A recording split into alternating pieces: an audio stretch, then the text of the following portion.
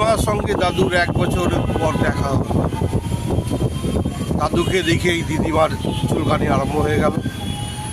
দাদুর হাত ধরে সোজা দিদিমা ঘরে নিয়ে গিয়ে দাদুকে খাটে শুকিয়ে দিয়ে তার পাশে শুয়ে পড়ল।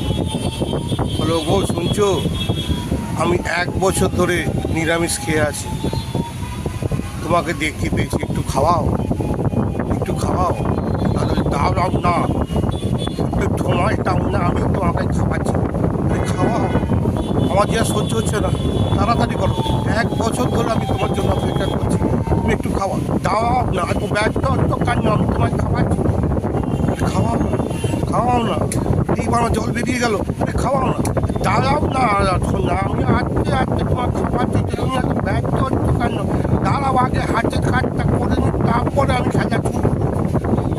এই কথা বলতে দিদিমা রেগে গিয়ে দাদুকে ঠেসে 1 লাথি মারল। দাদু ছিটকে গিয়ে খাটের নিচে গিয়ে, কি গো, তুমি খাইলার আগে আমাকে আউট করে দিলে কেন, আমাকে মারলে কেন?